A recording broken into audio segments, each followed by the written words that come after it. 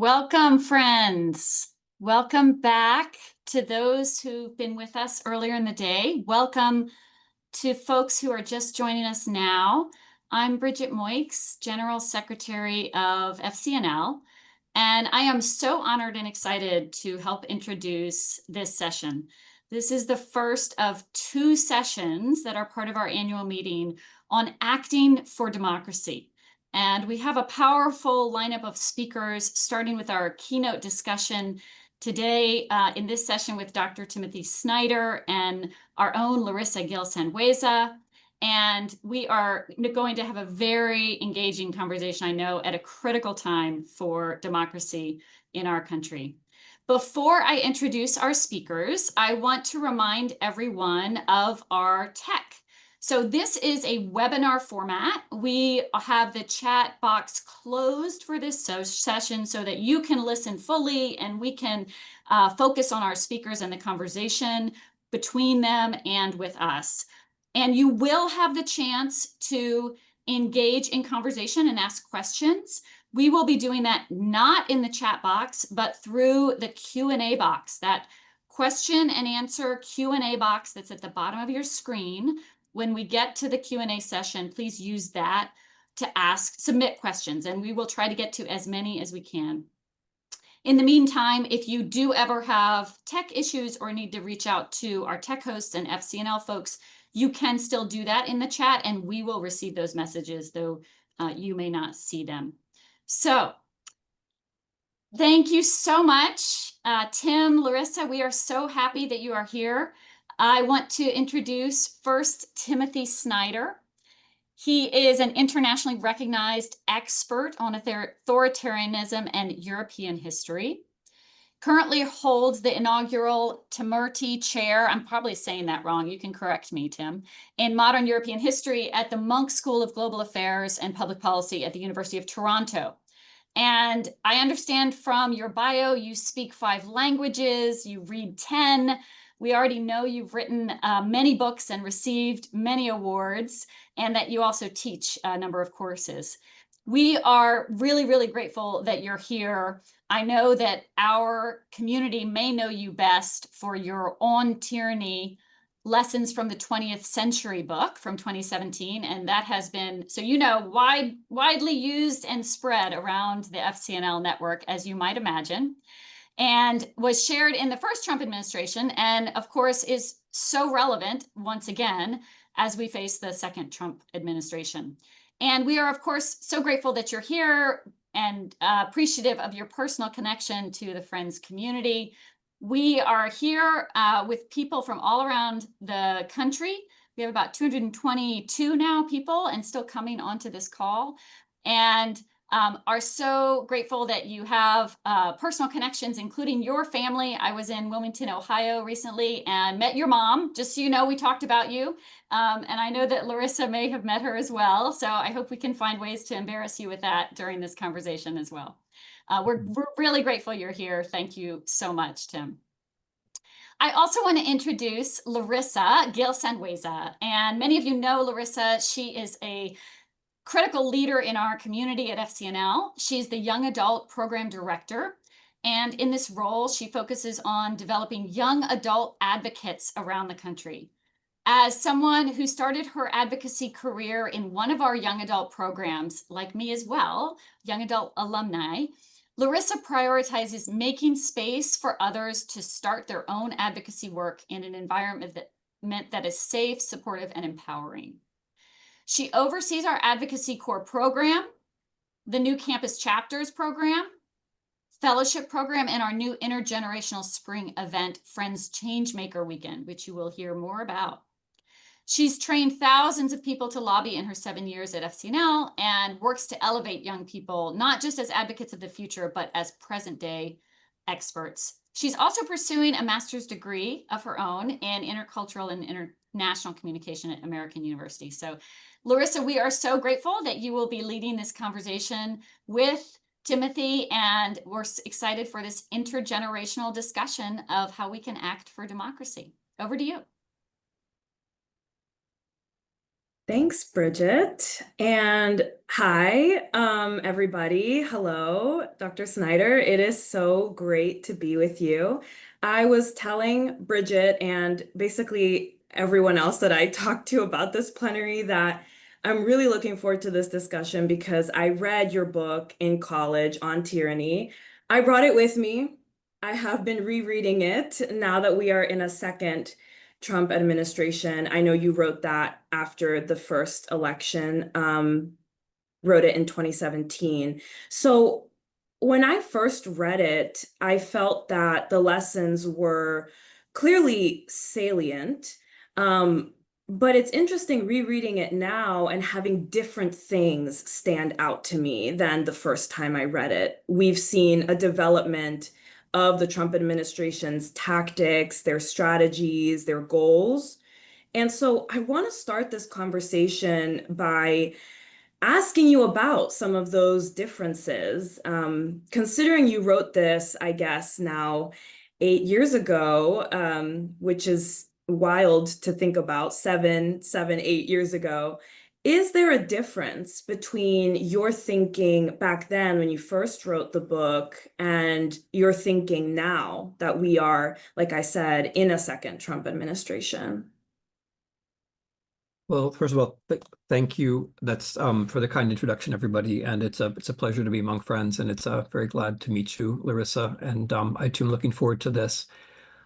It's a good question because 8 years can seem like a long time, and I think it's one of the virtues of the book, if I can say that, that people can read it at different points in their lives and still think that it's relevant, and that people of different generations can read it and still find it pertinent to what they are noticing around the world. The short version of the answer to your question is essentially no, nothing has changed. I when I wrote the book, I was living in a mental space which included the totalitarian regime changes of the 20th century, and which included the authoritarian regime changes of the 21st, which is what I studied, or in some measure, what I was living through. And so I expected that this thing would have the kind of arc that it is now having. And in particular, when we got to the end of the first Trump administration, and he tried to hold on to power, and he told what I called at the time a big lie about what happened, that gave me a kind of dark premonition or confirmation that we were going to be coming back for more. So happy is not the right word, but I think that the 20 lessons as I laid them down still work pretty well. And as you might have noticed reading through them, there's a logic to it, that like the first lessons are the first lessons because you have to do them first, that do not obey in advance in different institutions. But also there's a logic which follows the regime change over time. So the further you get along in the book, the further we are along in the regime change, and the more demanding lessons are towards the end. Yeah, I want to pick up on that word you said, premonition, because what again, rereading this, it does feel like you almost had like a crystal ball or something when you first wrote the book. And it makes sense because the whole point of the book, you can correct me if I'm wrong, was that we can learn from history. We can take lessons from other places that have already had like gone through these types of political dynamics and shifts. And when you mentioned the big lie, your lesson number 10 is believe in truth. And I remember when I first read that, thinking, okay, yeah, of course, believe in truth. What do you mean? And that's what I mean by the second time around, it stood out to me in a different way because of how much dialogue has changed and what counts as truth even has seemed to change. So I understand what you mean about not being happy that it still holds up, but in some ways being grateful that taking lessons from history really can stand that test of time. Yeah. Um, oh yeah, do you want to say something else about that? I know I can't tell if you ask questions with a period or with a question mark yet, because Oh, you no, no, no. I was just reflecting on what you said. But I okay, do have another question now. go for So, it. Yeah. Bridget mentioned your Quaker background and your family. So we are among friends here. What role do you think that Quakers, Friends, and a Quaker lobbying organization such as FCNL can be playing right now to push back against authoritarianism? Okay. Well, let me answer that in a way which I think speaks to both your comment and to your question. One thing which has been very much on my mind is truth, and in particular, one of the slogans that FCNL, I believe, is still using. In any event, it was on my page here when I was signing in, which is still speaking truth to power. I think in the environment where we are, where the notion of freedom of speech has been so diluted, contaminated, and abused, it's worthwhile connecting speaking truth to power to freedom of speech, because they are in fact the same thing. That is, the reason why we have freedom of speech is in order to speak truth to power. That's why it exists, because speaking truth to power is risky for your body and your life, and therefore we have freedom of speech. And if we make that connection, it then helps people to see that freedom of speech is not for the most powerful, but in fact for the most vulnerable. And that can be helpful now because, I mean, as we all know, the slogan of free speech has been used essentially as cover for obnoxious billionaires to, dominate entire discussions. And so one thing I think which could be helpful, and for all I know you're doing this, would be to connect the notion of freedom of speech with the connection with the notion of speaking truth to power, and to try to push into that freedom of speech debate and change it, and remind people that it has to do with the least fortunate. It has to do with the voice that can be deterred rather than the voice that's already being heard. And the second thing, apropos the slogans, I was in DC actually not very long ago, and I walked by your office and I saw that there was you had a sign which said "War is not the answer," which of course is a classic, goes goes way back. But war is not the answer. I'm paraphrasing, but something like "War is not the answer at home or abroad."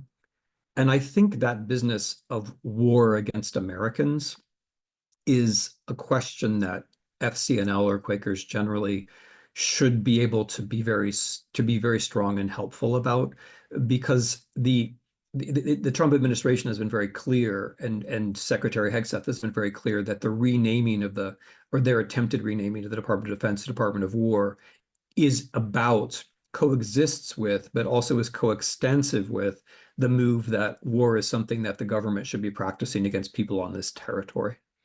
And that makes the notion of peace take on a very different, and maybe for many Americans, a much more central resonance than it might have done before. So that's one thing. And then a third thing which I pick up, which I think is very consonant with what Friends try to do. In my own, little bits of activism, I notice that people are very hungry for a notion of a future which is much better than the present, right? Like something where ideals matter, something where we can have conversations about what's good, right? Like and this kind of almost defies political spectrum, almost, not quite.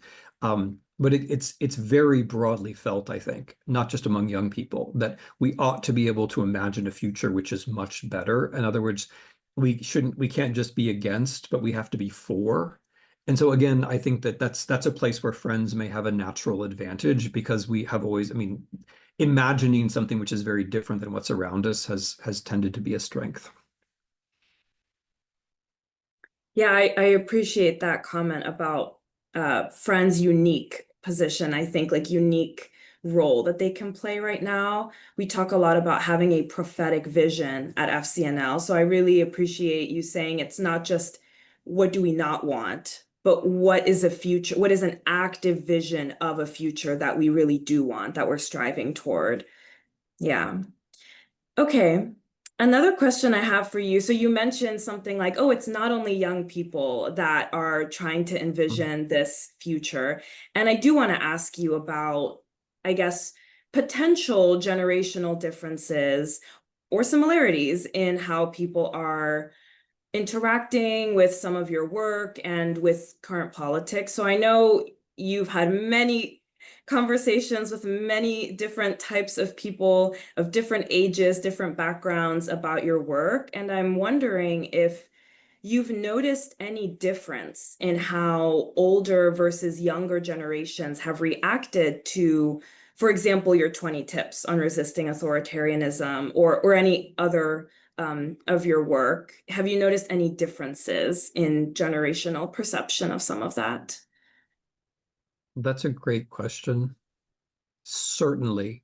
So I'm going to first start by reinforcing the importance of the question, because I think one of the fissures, one of the divides or cleavages that is most important in this country is precisely generation.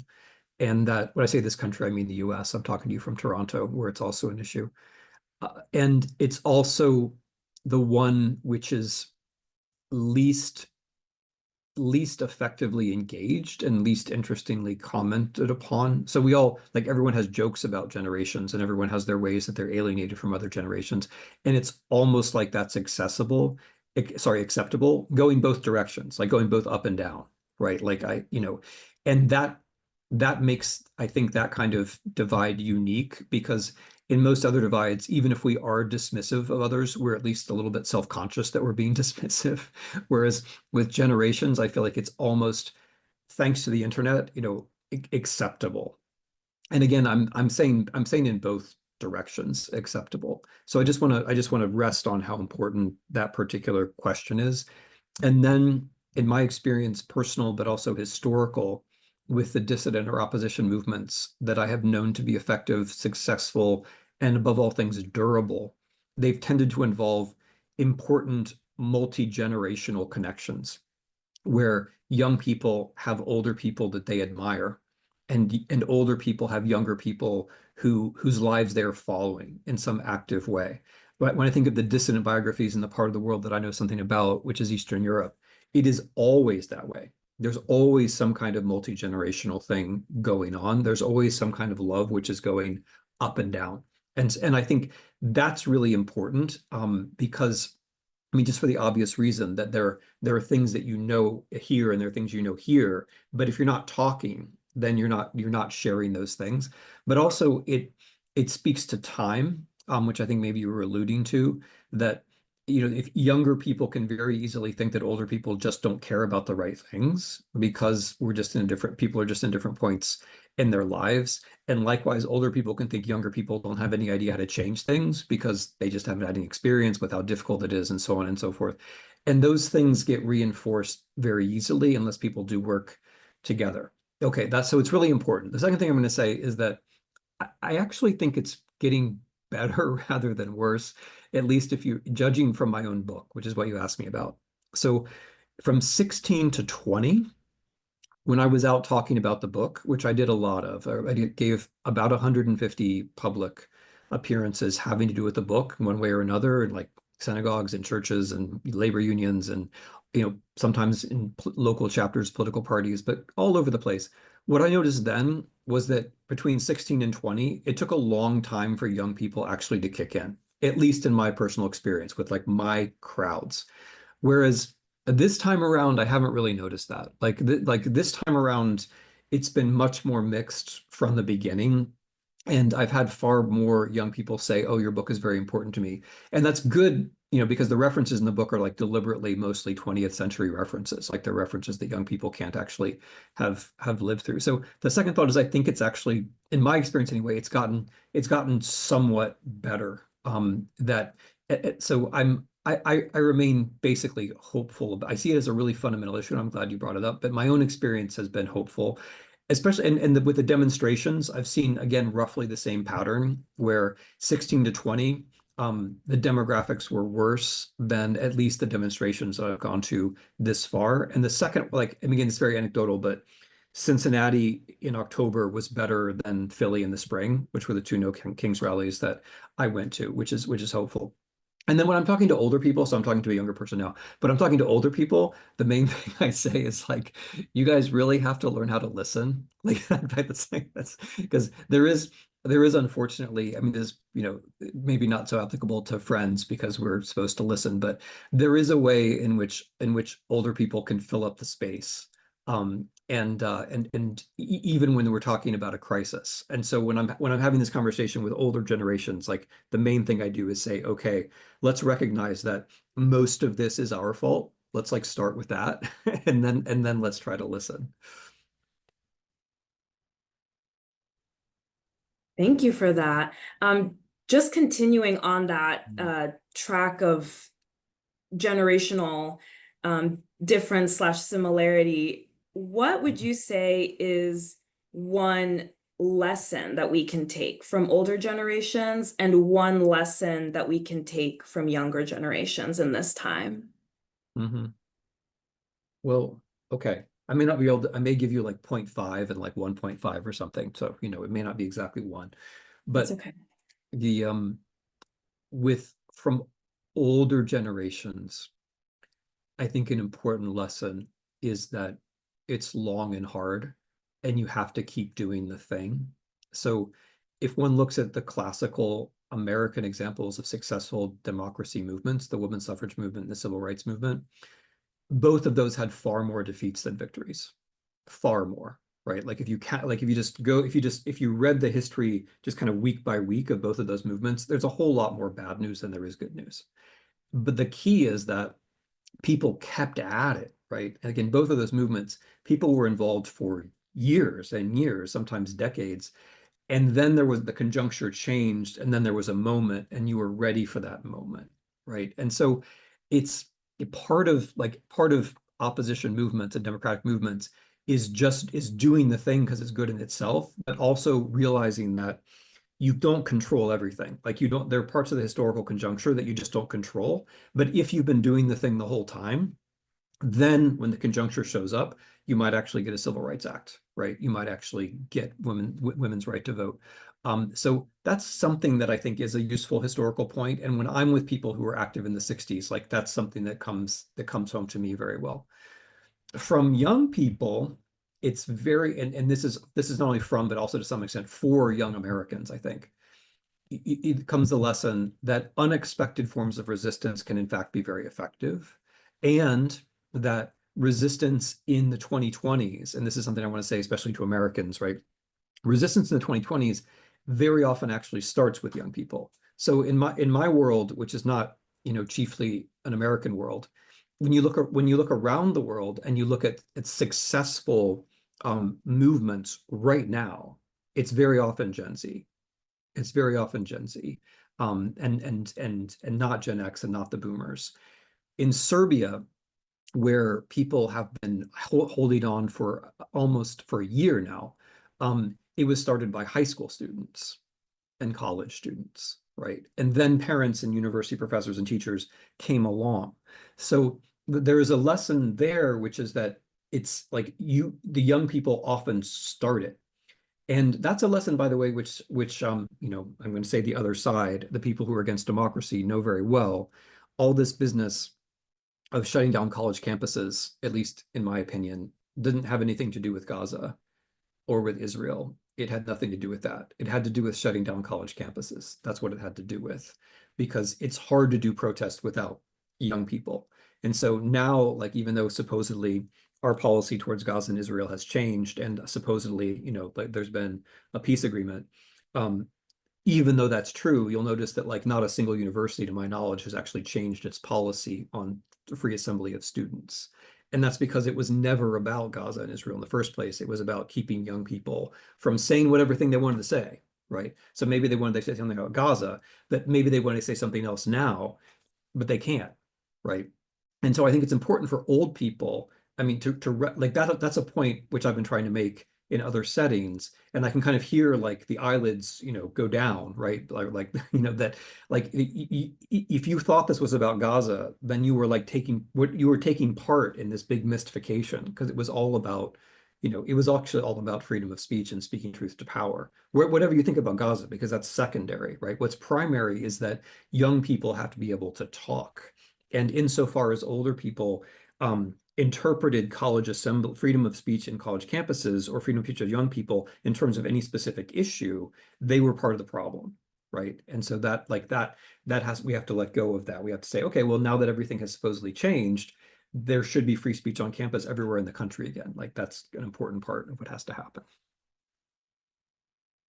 That is a great point. I had not thought about it that way, actually, but because I work with so many young adults on college campuses, I am now thinking about how Mm.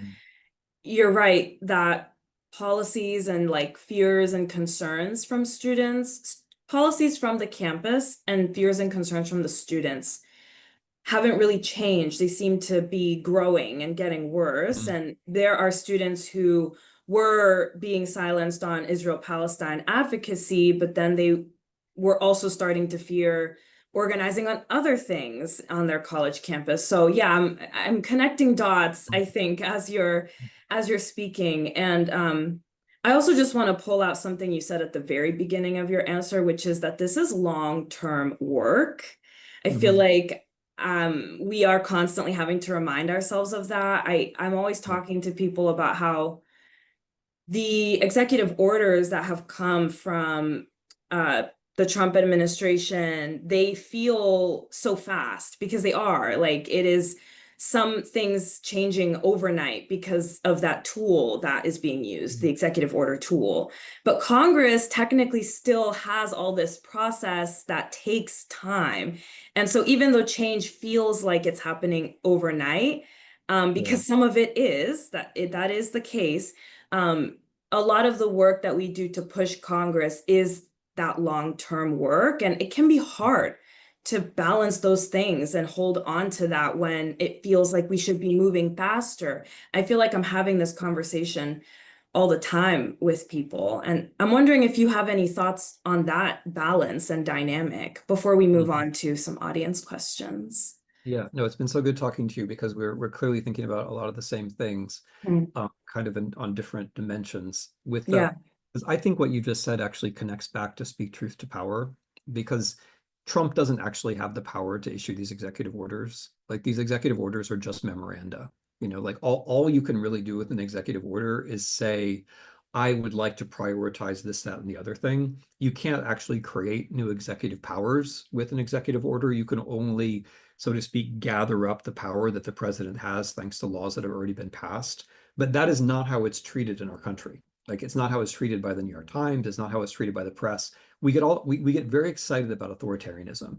It's weird, but we do. It's sad. Like we like so the executive orders come out, and of course they're terrible, and one has to analyze them, and some are more terrible than others. Like the most terrible one is that the in my view anyway, there have been a lot of terrible ones, but one of the worst anyway is the anti-fascist one, the terror memo, the one that Miller obviously wrote.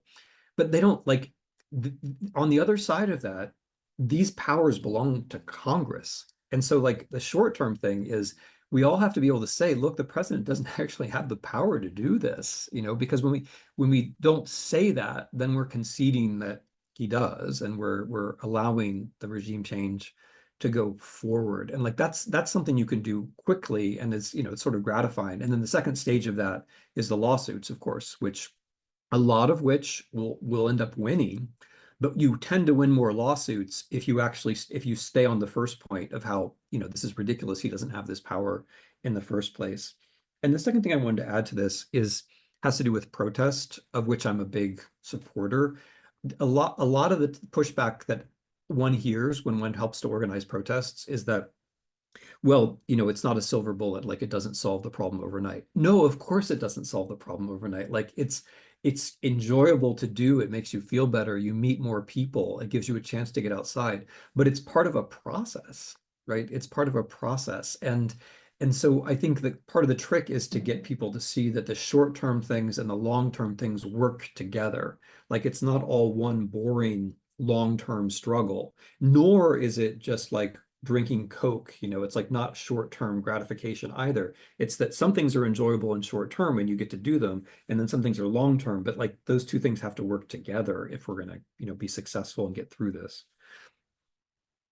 Yes, I love what you're saying about the short term and long term working together. at FCNL, we'll sometimes talk about the roles of a social movement and how many people take on different roles towards the same goal. And we need all of those roles. We need people protesting. We need people talking to Congress. We need people volunteering and doing more of that mutual aid work. We need people organizing and spreading information and resources and things like that. So I love how you're sort of painting that larger or weaving that larger tapestry of the roles working together, and protest feeling very short term, but having like a important impact in that larger tapestry. And I think it is not just about energizing the people who are in the protest, which is important. We need to stay energized somehow. But it's also, I always say that protests can be very good at getting a lot of people to talk about the same thing at the same time. It like sort of launches an issue into the public consciousness that maybe wasn't already there, or it was dying down a little bit and it needs to be relaunched. So yeah, I appreciate you saying a couple words about protests, because I know there's just so many tactics and so many strategies out there. Okay, well, I do have some audience questions. I know people have been patiently listening to us have our conversation, and I have a couple questions now from different people. So I'm gonna start with this question from David Sunderland. It says, thanks for the very interesting talk. I am the Cadbury Scholar at Pendle Hill and have drafted a pamphlet on open democracy and Quaker business method. It seems to me that US democracy, among others, is broken and getting more broken. I'd be interested to hear Dr. Snyder's view on the potential for deliberative democracy and perhaps its fast-tracked adoption in the future when people may be more warmed up for change. Okay, that is a big institutional question. Yeah. The ramifications of which probably go beyond the kind of 20 minutes we have to top the rest of the conversation. So I will just say a couple of things. One is that I think it's very important to try to retake the word democracy because it's really been lost. A lot of people, when they hear democracy, think of some kind of elite project. So I can't say exactly what Davis means when he says that it's broken, but there are just a number of ways in which it is, whether it's gerrymandering or other inequalities in the federal government, or whether it's the way that state governments, some of them have become completely impossible to change, or whether it's dark money in politics. There are a lot of ways in which democracy does really seem broken. And I think one has to, and I think I'm broadly here in spirit in agreement, one has to think of democracy as like a future project rather than an everyday reality. Because if you talk about it as an everyday reality, I think you alienate a lot of people. We have to use the democratic tools that we have to get to a better place. But one of the things we have to imagine is democracy itself. I mean, when I look back at the failures of the last, let's say, 15 or 20 years, I mean, going all the way back to Obama, let's say, I think one of the mistakes that folks have made is to start from the premise that this is a democracy and therefore all things are possible. But it's been less and less of a democracy steadily. It's for the last 50 years or so. And that means fewer and fewer things are possible, and more things only become possible when we start to think about how democracy would actually work. And we can show this by way of local experiments and state level experiments. We can't show it at the federal government all at once. Okay, that's probably as much as I should say in response to that, because I'm sure there are lots of other questions. Thank you. Yes, as soon as I asked it, I said, this is a big one. But I'm sure David appreciates what you did cover.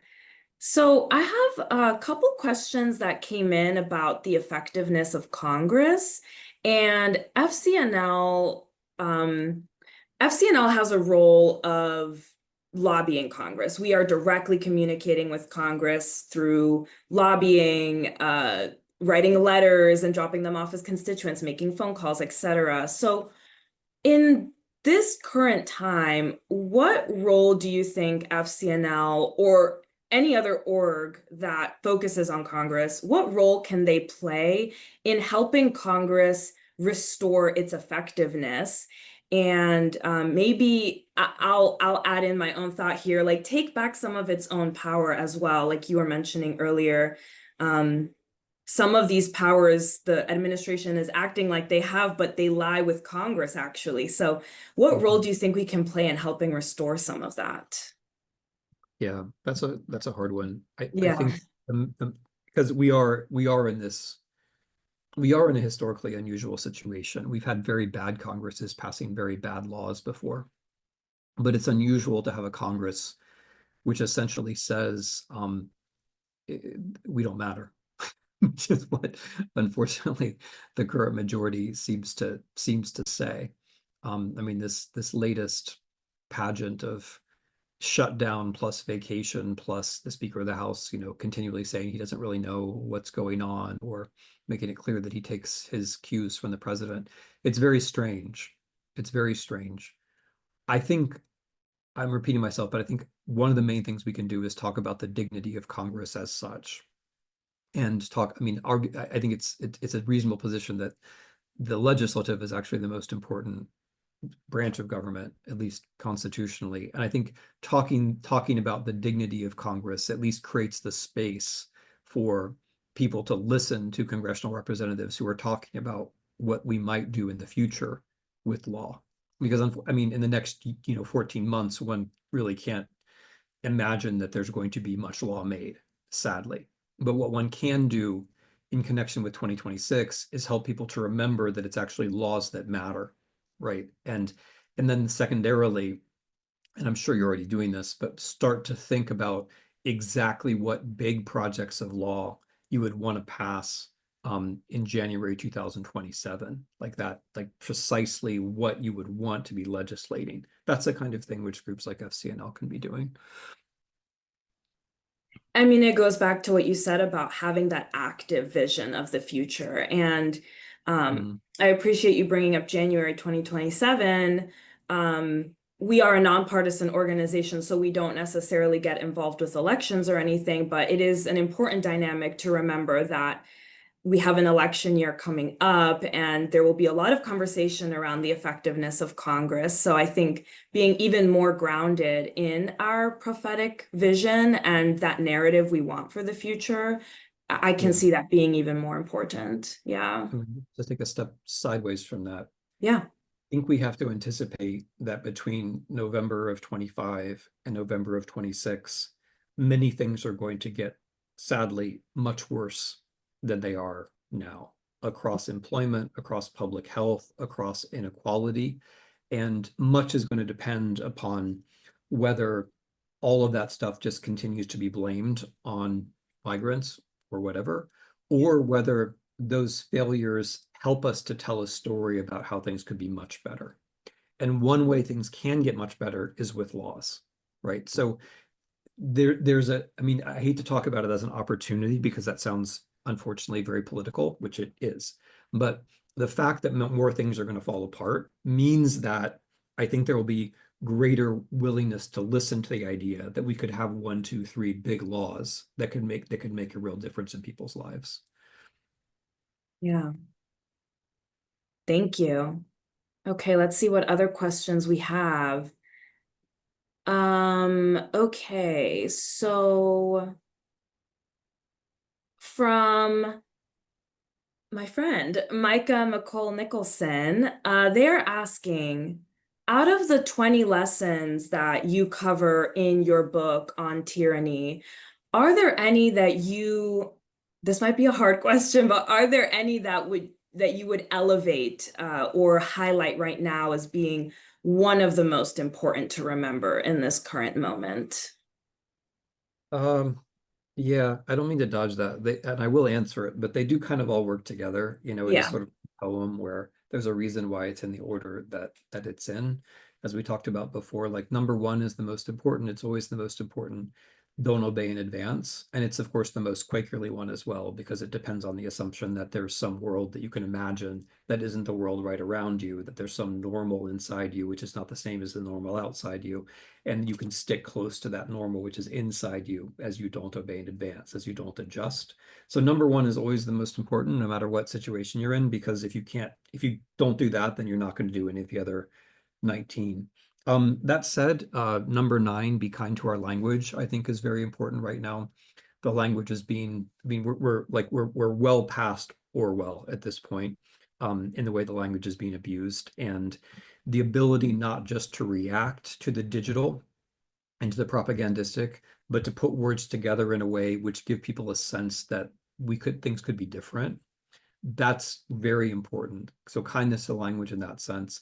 And then the negative version of that, which is, let's see, I'm cheating because I never remember the numbers myself, but number 17, listen for dangerous words. We're very much in that place where everything that the government doesn't like is suddenly terrorism or extremism and so on. And so catching that, naming that, not allowing that to become normal is also very important. Thank you for that.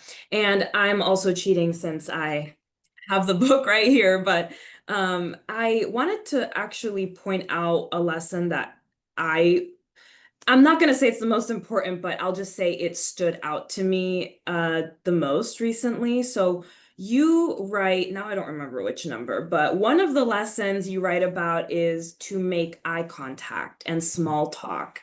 And you're encouraging connection and face-to-face interaction. And I love that that made its way into the book because I think people can forget that maybe not people in this community, but people in general can forget how important that type of interaction is. And I think it goes hand in hand with the other lesson that you talked about where I think it's like create your own private life, like remove yourself from the internet a little bit, like talk to real people. So why is that more important now than ever? And how are you seeing people do that?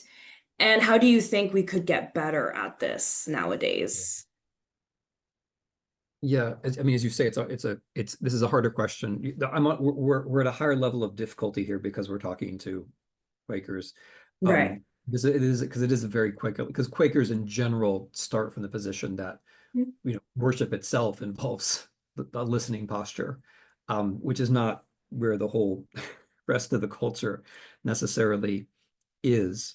But eye contact has to do with another lesson, corporeal politics, that what we're doing with our bodies and how we're holding our bodies is very important. So not just corporeal politics in the defensive sense of protecting the body, but corporeal politics in the active sense of knowing that physical engagement, seeing people, being in the same space as people, has no replacement, right? So there is no substitute for actually being in meeting. There's no substitute for actually being at a protest. We can't always do these things, but we have to recognize that something is lost when we're not doing these things. And the eye contact involves, I mean, for me, there's a defensive and then there's a learning part of it. The defensive part is I'm trying to understand who you're actually talking to.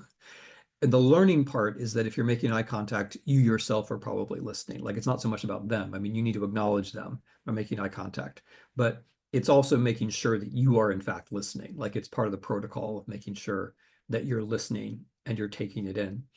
And the small talk, like I'm glad you landed on this because I'm terrible at small talk. I don't like small talk. Like if it were up to me, I wouldn't engage in small talk, except about the things that interest me, of course, right?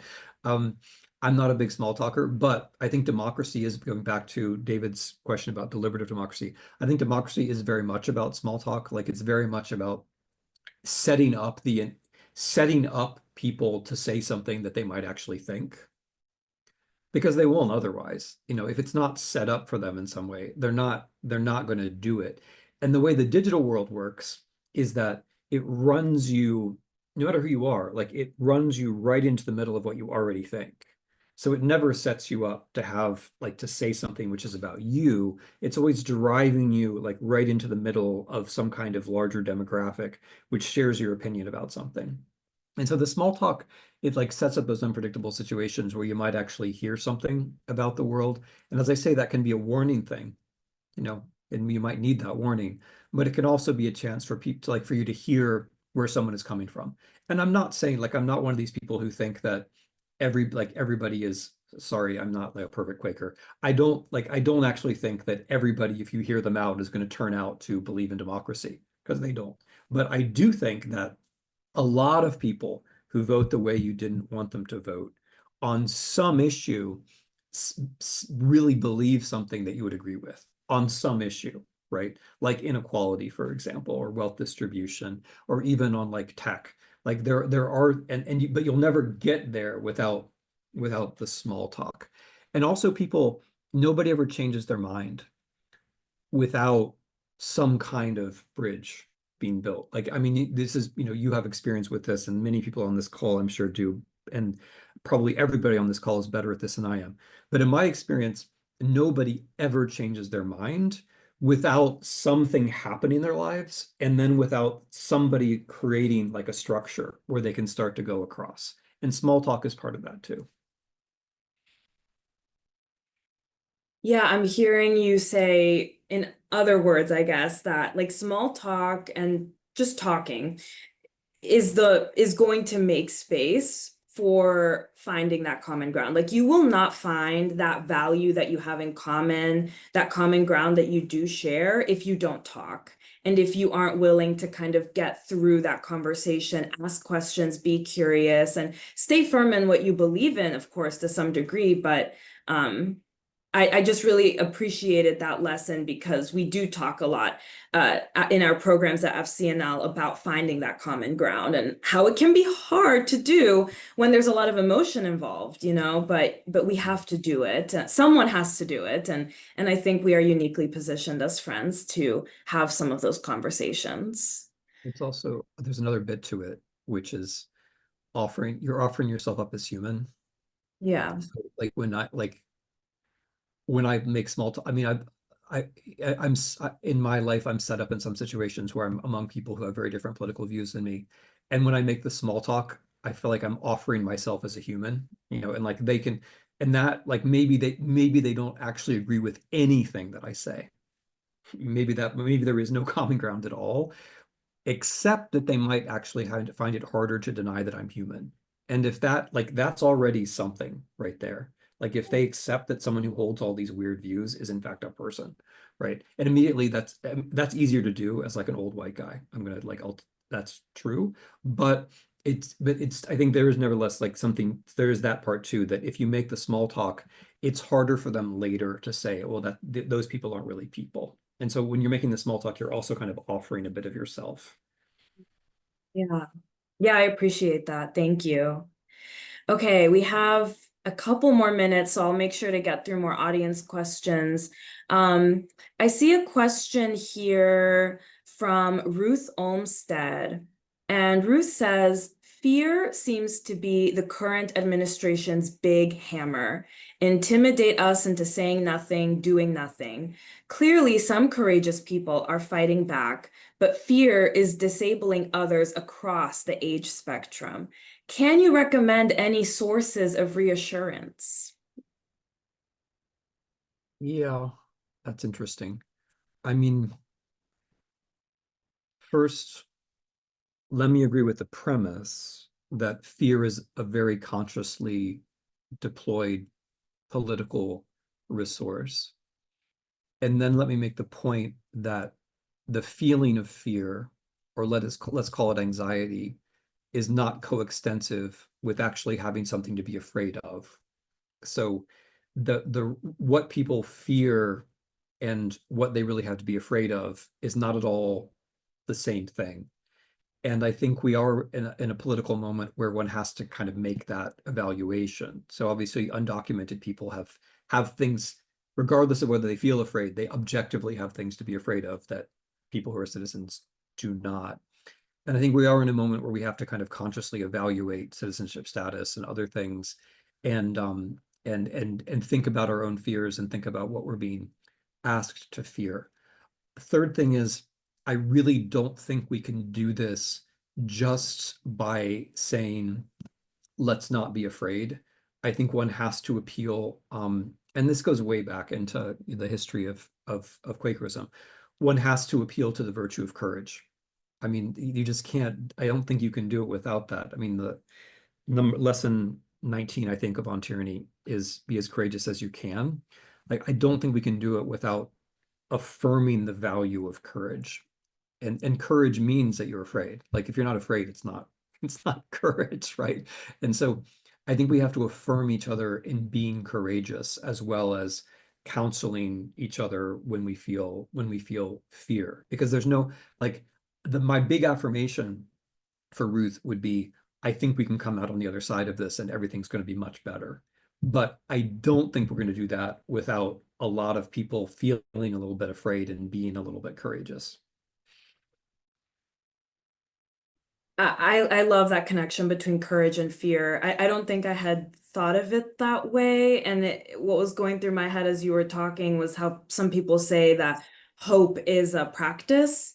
You need to really actively be practicing it. It's a muscle that you work, basically. It's not just going to appear. And so I think it's important to reframe maybe some of these words in a way that can be more helpful for us to have more of that reassurance, to have something to hold on to as well. And in that same vein, I have a question about holding on to something, I guess. I have a question from Heidi Neff. And Heidi asks, where do we find the margins, in quotations, of authoritarianism these days? I'm asking with respect to where best to focus our advocacy and or activism. So I don't want to put words in Heidi's mouth, but I'm hearing in this question, like, where are the opportunities? Like, where can we be putting our efforts and maybe moving the needle a little bit more in those margins that Heidi's asking about? Yeah, I mean, I'll do my best. It's hard without the context of where Heidi is and what she's already doing. But my general thought about this is that things that are like morally outrageous and also politically unpopular, so like, and that you can address in a local level, like deportations and the terrorization of people who happen to live in cities, that's not only immoral, it's also quite unpopular in general. It's quite unpopular, and in the places where it happens, it's extremely unpopular. Not that everyone's against it, but it's extremely unpopular. And I tend to think like that nexus of where things are obviously immoral, they're unpopular, and they're legally very questionable, right? Like the existence of ICE as a sort of presidential, I'm not in the nonpartisan NGO, so I can say whatever I want, right? But the existence of ICE as essentially like a presidential task force with very questionable legal backing and authority to do things it's doing. So you have this kind of juncture, like where it's legally questionable, politically unpopular, and morally clearly wrong. I think those are the places to push. And I like the way the question is asked about like the dimensions and the margins and the edges, because you can't fight authoritarianism just by talking about democracy.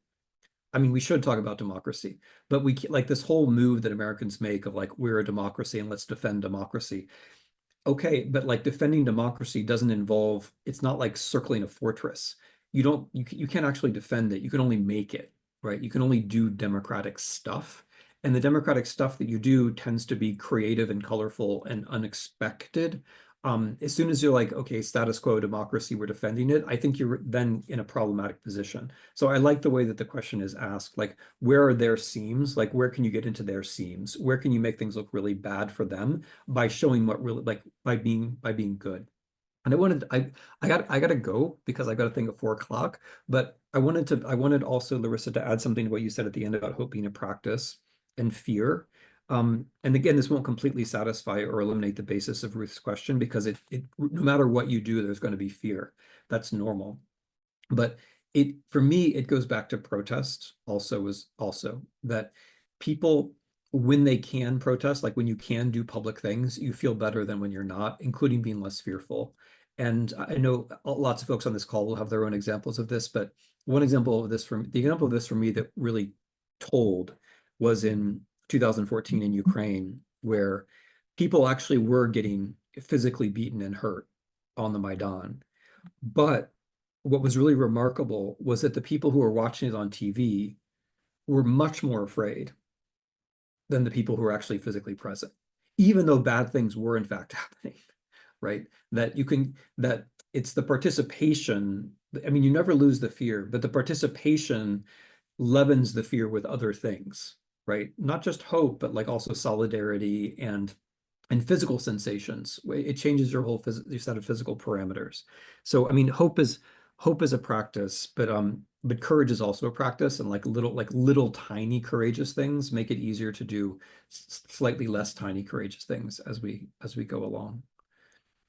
Thank you. So Yes, I know you have to go. We are at the time for questions anyway. So I want to thank you so much for having this conversation. I almost forgot there were hundreds of people watching. I was locked in here. It was really great speaking with you. And I'm sure there are many other questions in the audience, but I know there are resources that will be sent out for some of Dr. Snyder's work. And hopefully people can find some more answers there. But thank you so much, Dr. Snyder. Really, really appreciate your time, and good luck with your 4 p.m. engagement. well, thank you. So Larissa, I'm very glad that we were paired to talk. It's been a real pleasure to talk to you. I've really appreciated this, Oh, and I great. appreciate everyone else who's here, and I appreciate also you're not directly embarrassing me by asking questions about my mother. So I'll just say hi, Mom. I'm sure you're out there. Okay. Thank you so much, Timothy. Thank you, Larissa. What a wonderful conversation. I am leaving it myself with these phrases that struck me: the humanity of our democracy, the dignity of Congress that we need to uphold and recapture, and the virtue of courage.